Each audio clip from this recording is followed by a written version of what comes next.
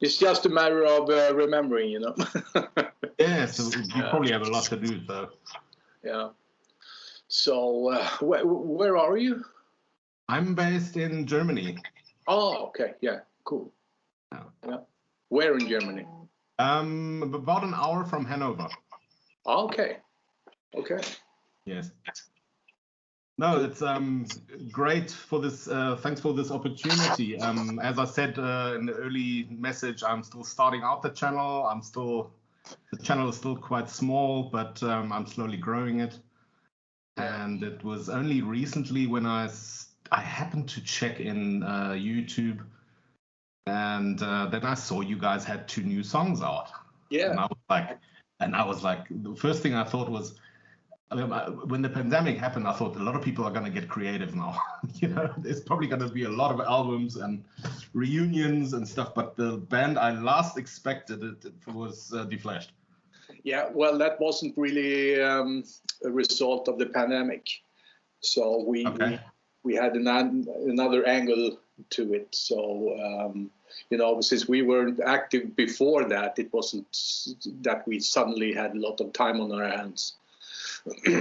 So we actually came up with that idea because Regain wanted to release a vinyl box with the 6 LPs that we have done. Okay. You know, and then it was my idea to, you know, why not record 2 new songs, put it in there like a 7-inch vinyl.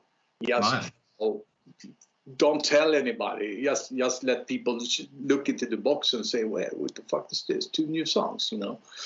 That's my original idea. Then it derailed a little bit with time, and we couldn't really keep our mouth shut about it.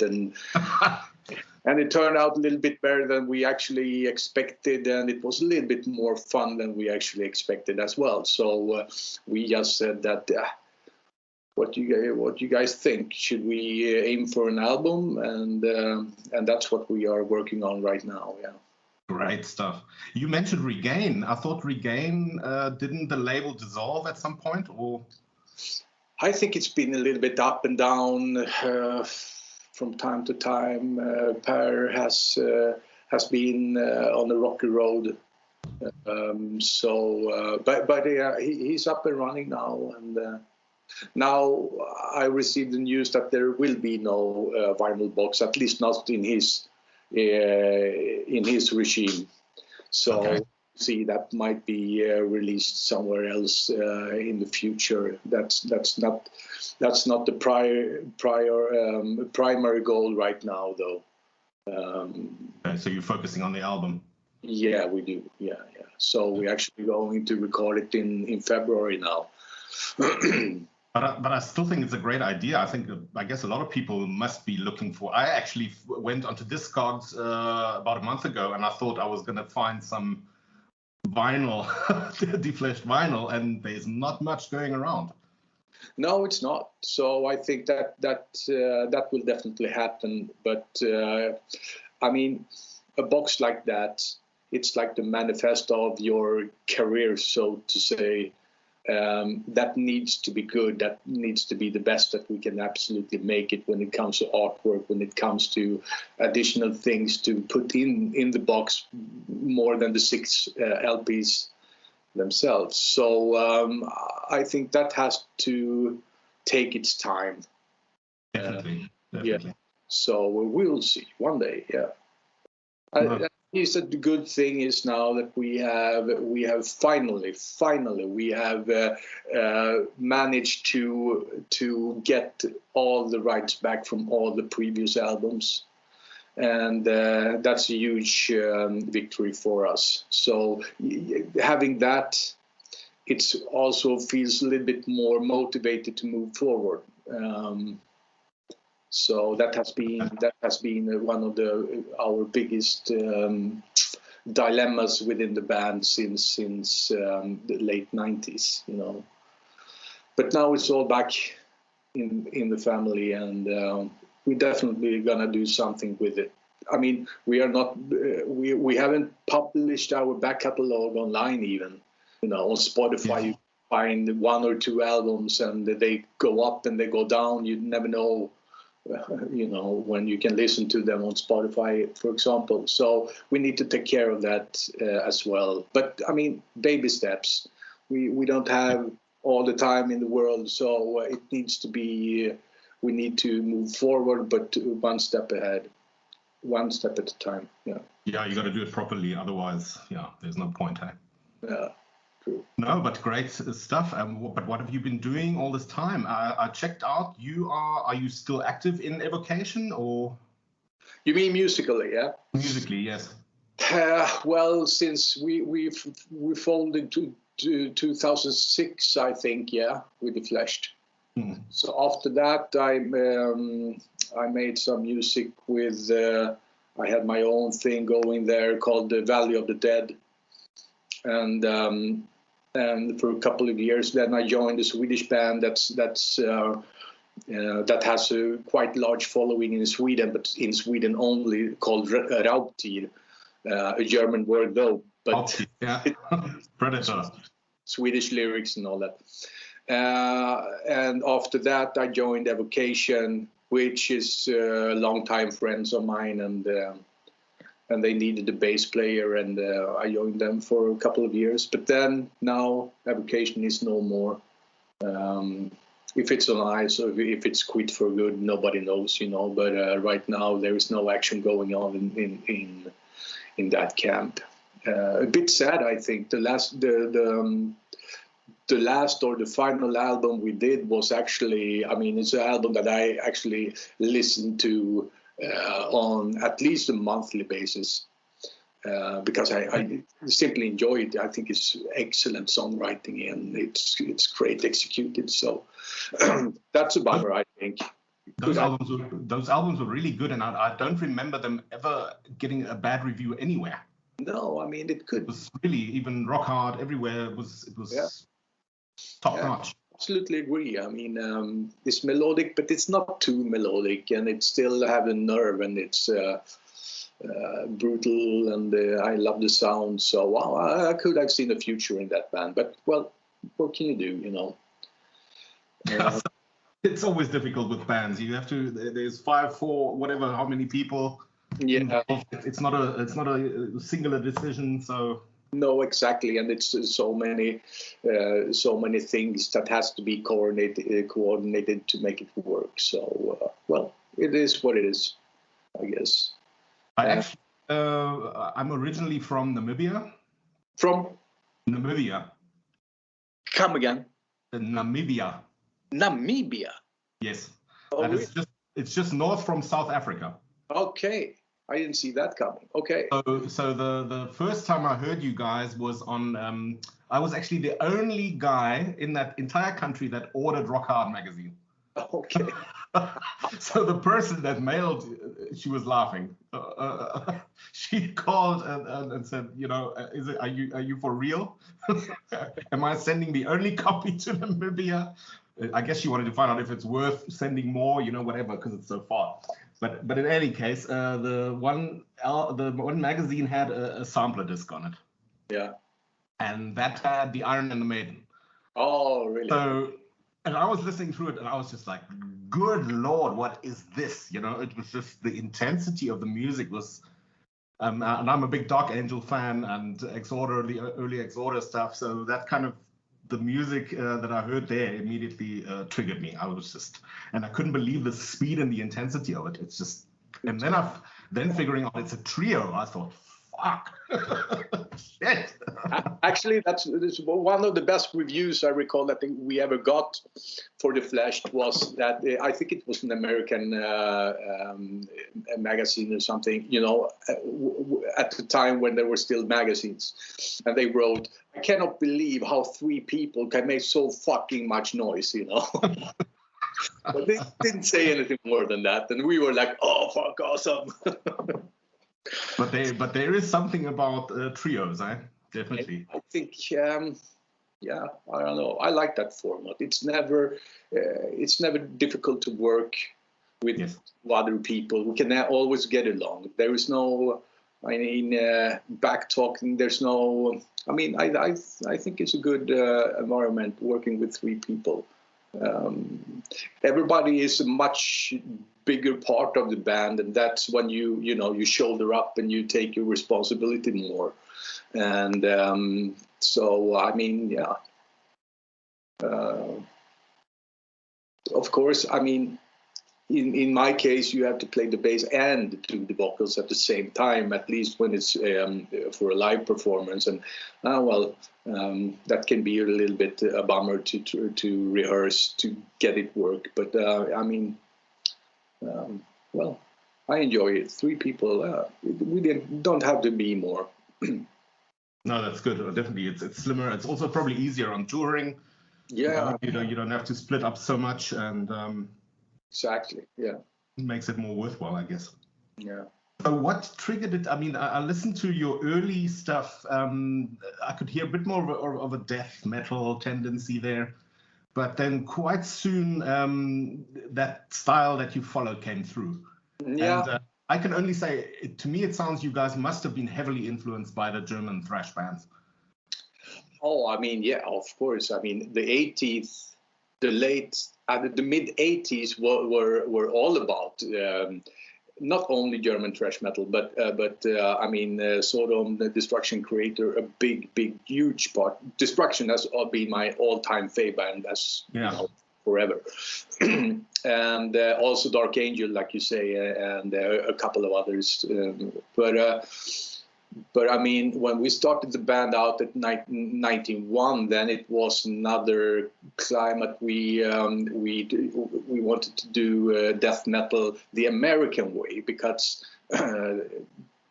death metal the Swedish way was already being done by I don't know how many bands at that time, So we wanted to do it a little bit with an American touch to it. And at that time, we were 5 people in the band as well. And, you have to compromise back and forth. Everybody has, some kind of say into the band. And it turns out what it turns out to be. So then we lost a guitarist in 96 perhaps, 96. And we turned out to be, it was only 3 of us, and Matti was new into the band, and relatively new. He also recorded on the Abracadabra album when we were 4, actually. But that album wasn't a huge success. I mean, 95, when the Abracadabra album, which was our first full length, when it came out, it wasn't, I mean, death metal was ice cold. Nobody wanted to touch it, It was not. It was not the sound that was in that time. So we didn't sell any albums, pretty much a couple of thousand, and it was a pretty huge disappointment, I think, to the label. And we had 1 more album in the contract, and I remember Lars said that, fuck it, we just do something. We just fucking go in. And then, it just turned out the way it turned out. And then all these old thrash metal influences came up to the surface, and we started to incorporate that into our kind of blast beating death metal. So, and that album was Under the Blade, and that was pretty much, I wouldn't say breakthrough album, but that was the album that made people be aware of DEFLESHED into the scene, at least. Yeah, absolutely. So that meant a lot to us, and after that, we knew the formula. We knew how we wanted to sound, and so forth. So we had tried to do that, but also tried to upgrade it from album to album. And that was actually a little bit the reason why we folded in 2006. We had no more ideas. How can we develop this further? We were stuck in there. We had painted ourselves into corners, so to speak, and needed to break from that. Yeah. I can imagine that happening because just from me listening, I went obviously from Fast Forward, then discovered, got my hands on Under the Blade, then Royal Straight Flash, etc. And I also, the very thought, when I listened to until the last album, Reclaim the Beat, I just thought, jeez, like, I mean, it's so full of riffs and so many different breaks, and it's so creative, so much creativity crammed into one album.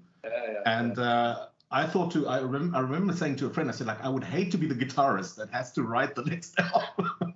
It's like, whoa, it's incredible, man. Yeah, it doesn't. Those songs doesn't write themselves. It's a lot of work behind it, and it's everything starts with Lars sitting and doing riffs, and getting them into the rehearsal room with Matte, and try to figure out what should we do, what kind of beat should we have to which riff and so forth. Then I get the songs and I try to I like to arrange them a little bit, from what's the chorus, what's the verse, and everything like that. So then I can maybe ask can we do this part one more time? Then I can make a chorus of it, and back and forth, So that's easy, but an interesting song progress, I would say, because every one of us contributes equally, I would say, to the songs. I mean, DEFLESHED wouldn't sound DEFLESHED with any of us missing. Yes. It would be something different. I mean, so yeah. Definitely, I think what you guys have managed, and what was for me the one of the earliest thought as well, is you've got such a unique sound. I don't think there's a band out there that sounds even similar. Nothing. Despite your roots, I mean, obviously you can hear you guys have had the odd Destructional Creator record in your, or even another band that came close, I thought, was Hypnosia. They had a very hectic thrash as well, but there's not a band, in my opinion, that sounds like you guys at all. So you definitely have something very unique going. Yeah, well, I think that was a little bit the reason why we liked the idea to, restart the band a bit, because something was missing, we wanted you can hear blast beat bands everywhere, but that's kind of, we call it sport metal. It's a drummer that, it's more about sport than it is about beating the fucking shit out of the drums, and the aggression isn't there fully ahead. It's 100% technique, and I can absolutely be blown away by that as well. But we wanted the nerve back, so that's why we don't record with beats, clicks, metronomes in the studio. We wanted to the tempo to go a little bit up and down. If Matte gets feeling, when it comes to the chorus, and he ups it a little bit BPMs, then so be it. It adds to the energy to the song. Yeah, it makes it sound a little bit unhinged, It gives that. I think so. That's. Then, of course, we do have an exceptionally good guitarist and an exceptionally good drummer, and they can do. Thanks to them, the sound can be varied. The way that we do it, so it turns out a little bit special, I guess.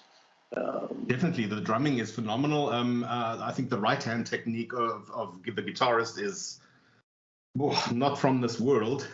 I tried actually playing along to a few parts, and it's just forget it. It's really challenging. To say the least. The thing is, we thought when we started it again, Lars said, "Oh no, then I have to work up my right hand again." No, But now he's right. He's better than ever. I can tell you that.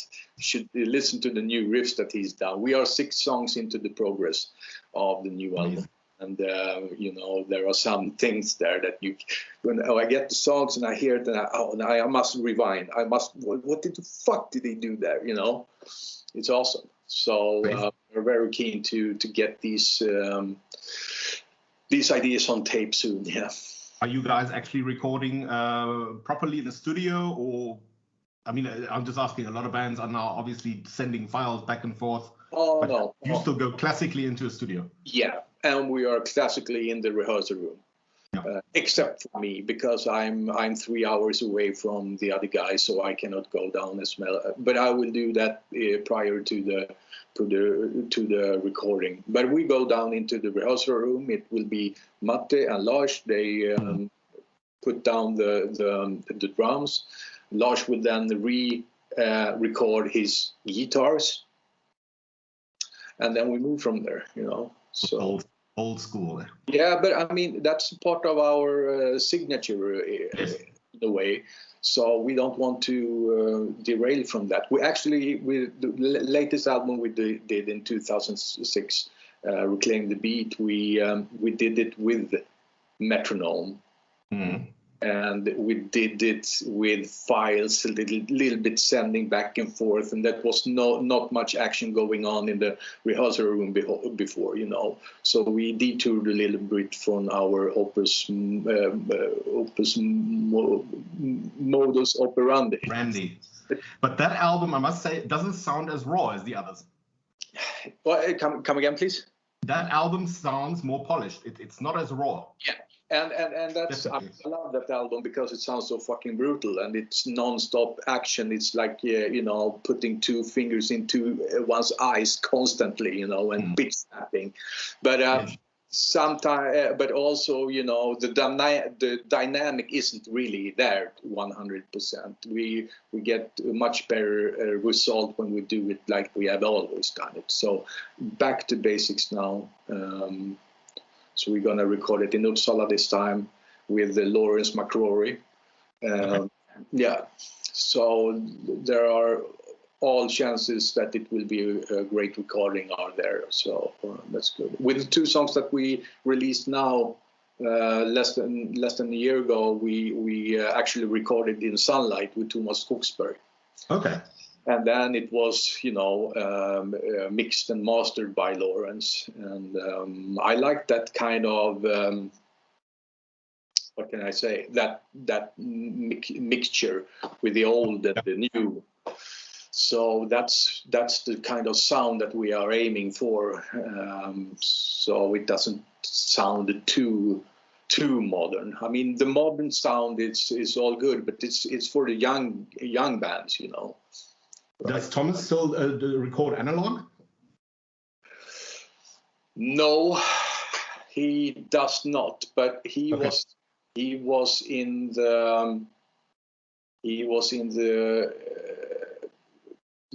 hunt for some analog gear when we were there. We were there last November. Yeah, 1 year ago, November last year. So I don't know how he have progressed on that now, but that was what he was aiming for at least. So yeah. Yeah, it could turn out very useful for a lot of groups. Yeah. Wanting to go back to that sound. Yeah. And I think it's something that a lot of modern releases are lacking. I mean, yeah, what I can miss out with some new music is that I can hear on the songwriting that, okay, this isn't made in the rehearsal room. This is made in front of the computer. And that makes it, drastically less brutal to me and to my ears, I want the sound, the songs, everything to be sounding like it was made and created in the fucking crypt. Yes. And that's basically with your old albums, and another band that I really enjoy lately is Necromantion. I think they're from Kolbotn.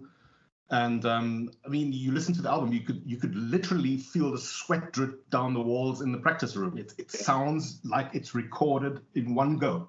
Yeah, and there are those bands, absolutely, but they tend to be more black metal bands now, that do that kind of. So I get my fix from listening to that kind of music, like and all those fucking awesome bands, Moonsorrow or whatever you listen to. But the death metal that I hear today isn't really. created that way. No. Absolute exceptions, but I don't have my ear to the ground so much that I had before. But you can hear it in a lot of releases. I mean, just Cam Lee now came back with Massacre, and I was very excited, but I was also a bit scared. Yeah. And then I heard it was like, oh, okay, the previous lineup folded, and then new guys came in, and they're sending files back and forth, and I was like, oh God. Yeah. And I listened to it, and it sounds exactly like you described. It's just a bunch of people shifting back files, and it's lacking that energy somehow. Yeah, they are. And then it's Rogger, obviously. They get by from Scott's riffs because he's the fucking riff master, you know. Yeah. With Memoriam as well, and As the World Dies, and all his bands, you know. So I can absolutely listen to that with great joy anyway. But something is happening in the songwriting, not at least with the drums, you know, because if you can rehearse the songs, if you rehearse them 40, 50 times, something happens, you know, you start to add things. And you can hear that the guys that recorded this, they have not done it in 3 takes. They have, you know, they have played this song a number of times, you know, you can really hear that. It's some kind of confidence that comes out that doesn't really translate when it's only, you know, going down into the studio with a, you know, a USB memory with riffs. Yeah, exactly, pasting them together. Yeah. So, but I mean, I might be a dying breed there, so we will see what happens. Well, it's actually scary if you look at it. I mean, it's going so. I mean, I have a couple of friends that have running labels and stuff, and they're saying the sales are virtually non-existent. And it's I mean, it's no secret that bands make a living off the gigs, and you know, and obviously now gigs have been a problem. Only recently, a couple of weeks ago, I saw my first show. It was seated and, you know, and masks and stuff, but at least that's starting to go again. Yeah. But I get a bit worried when I see what will the future be like of music, you know, of buying, let alone buying. I mean, it's probably just going to be streaming, the CD maybe dying out completely. Yeah. You have no idea. Yeah.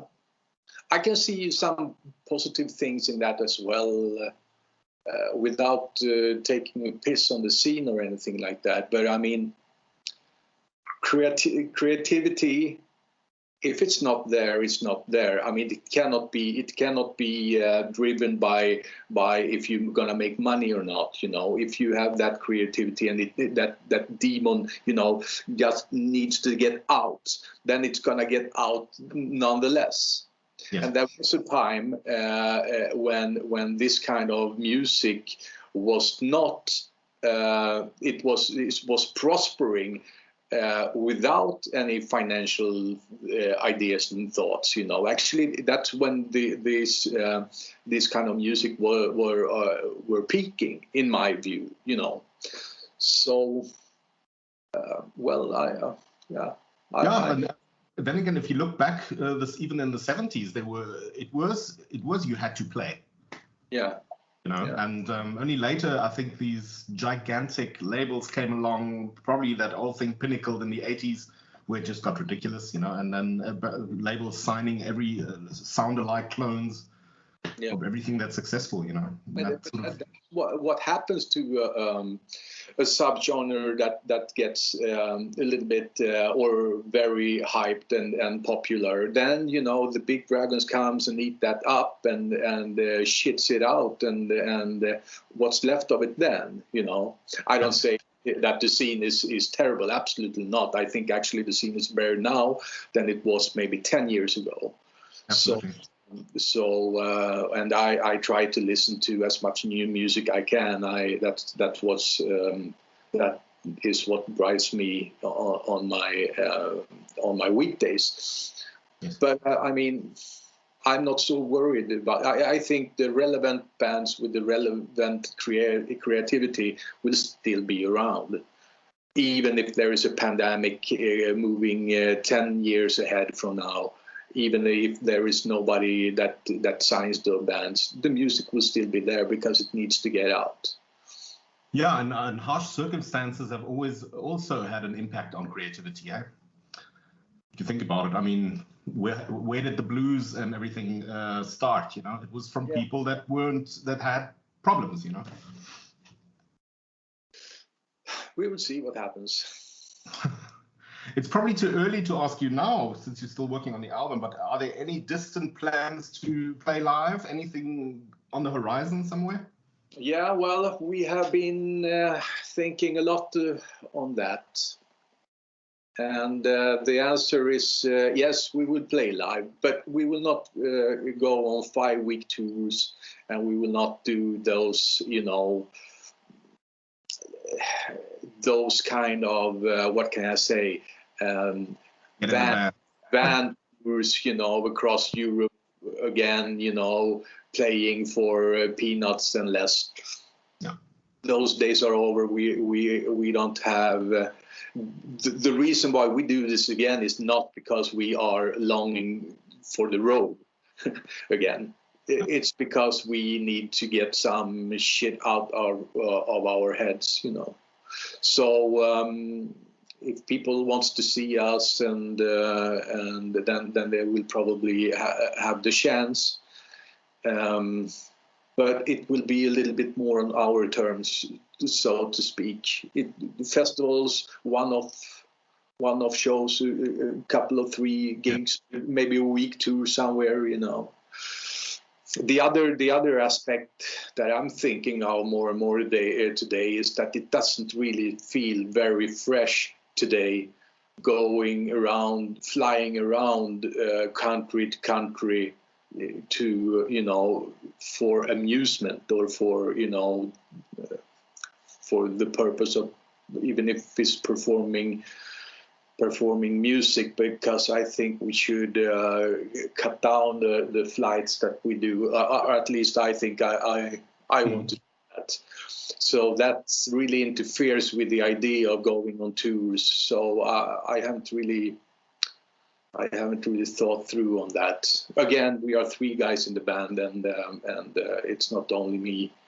But I think it would make sense for you guys to really, like you said, take select festivals and really nice billings that actually make sense, you know.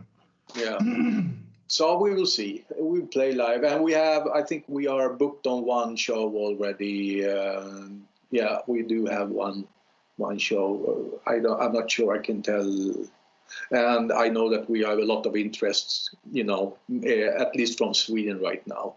I think a couple of festivals in Germany has shown interest as well. But right now, I mean, we cannot focus on everything at the same time. Right now, it's the album, it's the recording in February. That's everything that we focus on right now.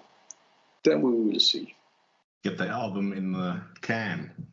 Yeah, I think that's the most important. We cannot make a half-assed album just to release an album. We cannot have waited 15 years to release you know, a stressed-out album. That doesn't make sense.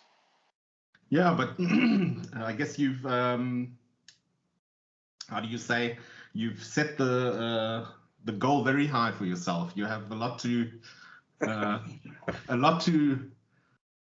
meet up to. Yeah, because you've got a good legacy of albums. Yeah, actually, I was more worried prior to the recording of the 2 songs that we released in January, or that we released in April, because then I didn't really know what to expect. But I think those songs turned out so good. It gave me so much, and us, all of us, so much energy. So confidence booster, yeah. Yeah, that it led to the decision to record a full length. And yeah, so I'm not so worried this time, actually. And since I've heard the songs that are coming up here, I think now it's up to me to do something with them lyrically, and making interesting vocal patterns, and making, you know, drawing the whole concept around it. So that's a very interesting part of making an album, at least from my perspective. But it's also very, very demanding, you know. Absolutely, you have to put everything you've got in there. Yeah. So a question I ask all the people I've interviewed thus far is, what was your trigger point? What made you decide to play heavy music? yeah. I mean, that goes way back for me. I can only speak for myself then. And I think I was 15 years old when I started my first band called Crematorium. And I basically lived in the rehearsal room. I moved from home pretty early. So I basically lived in the rehearsal room. And I mean, then it was more than the music. There was no dreams of making it, you know, because we wanted to be so fucking extreme that it would, you know, hardly anybody would, you know, stand listening to it. And we were like 5 guys that had the same vision, and we moved on from there. So that was pretty much, I think, the baseline, that we wanted to do something so fucking brutal and yeah, uneasy to listen to as possible, basically, you know. And then that refined a little bit with the years, but I mean, yeah, that's still some of the goal, I think, today, that it must be brutal. It cannot, for our band at least, it cannot be softing away or moving into a melodic death metal band or something like that. It's just not us. That doesn't make our clocks tick. No way, and I don't think it's your fans will expect that. You know, if I see that logo on there, then I expect that to be inside, you know. Definitely. Yeah, it should be. Like a brand, you know. Yes, yeah. I buy a cola, it has to be cola inside. It can't be anything else. No, true. Yeah. We try to honor that. Oh, definitely. Thank you. Still, I would say that even though, you know, in that kind of chaos, we try to, or at least I try to make some kind of sense in it, you know, with how I arrange the vocals and the lyrics and you know, all that, to try to make it a little bit hooky from time to time, you know, and it shouldn't just be a soup of sound. It must be some kind of finesse to it, if you will. But I think that's always been what I enjoyed about your music. I mean, it's a hell of a lot of riffs. It's fast. The breaks, the repeats are unpredictable. Yeah. You know, just when you think it's going to go this way, they're back to that riff. You know, and the vocal approach, I think, the combination makes it catchy. You know, it's extreme, but it's still catchy. You want to listen to that riff over and that sounds so cool. And even the you did a cover of Destruction's Curse the Gods, and wow, it's amazing. You know? Yeah, that was really cool. That was a cover we couldn't resist making. You know, Destruction have mean so much to me, to Lars, I know at least, and Curse of Gods is just one of the absolutely most brutal songs, you know. Probably the best of theirs. I think so. I would say so. And the version on the Live Without Sense, you know, with that snare drum, I mean, it's so heavy. When I heard it the first time, I thought, these guys, they are 3 meters tall and they just burst into fire, you know, when they scream, and it's just, you know. Those shrieks. Yeah. I cannot even take a guess on how many times I listened to those albums, you know. Yeah, that live one has a very peculiar snare sound. Yeah. It's almost like on the cover he's got axes, the drummer, drawing, and it actually sounds like he's... Exactly, yeah. Yeah.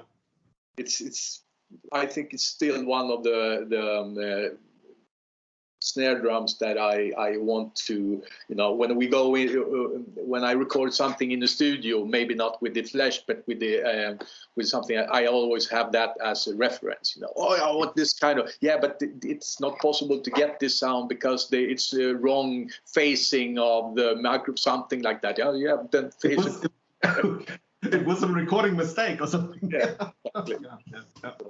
Yeah.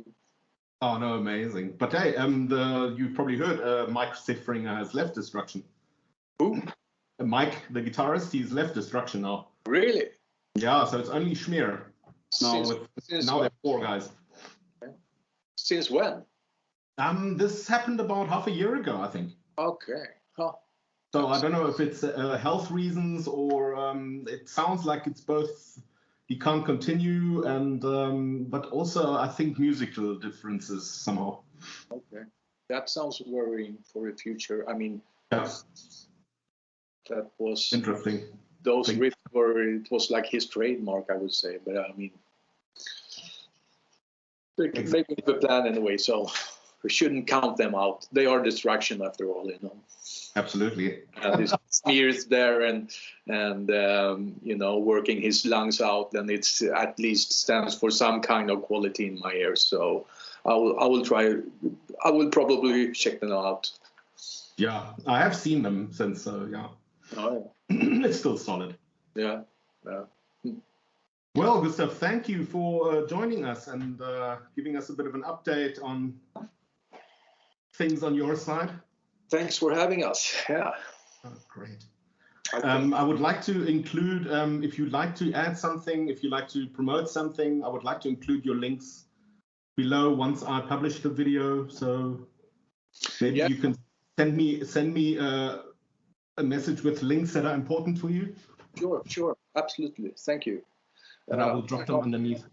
That's one of the things that differs a little bit from now than from when we did it back in 2006.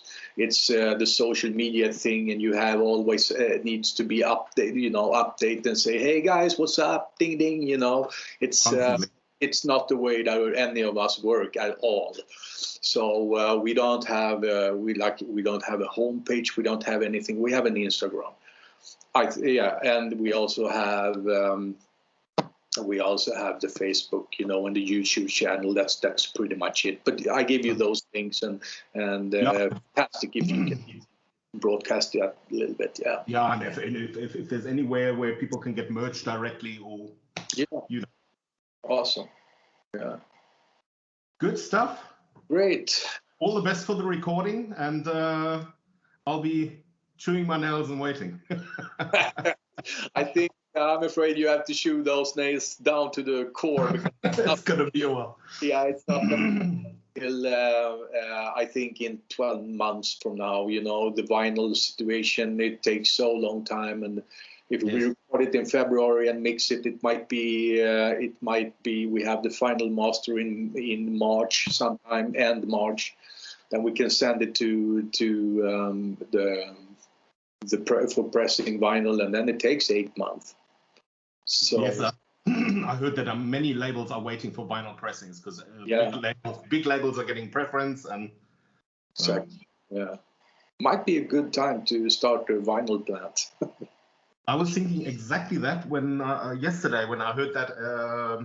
I watched this other YouTube channel, and there was an interview, and another band was actually complaining, and one of the guys said, like, why doesn't anyone invest now?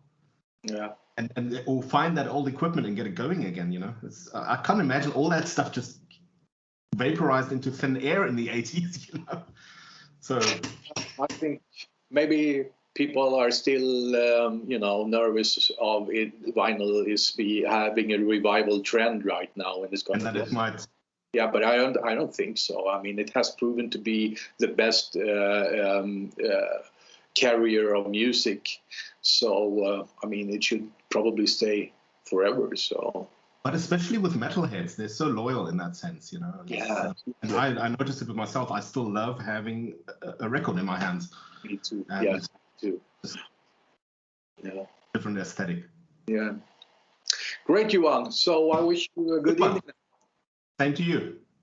And yeah, I'll let you know. Thanks for the chat, man. Awesome. Cheers. Cheers.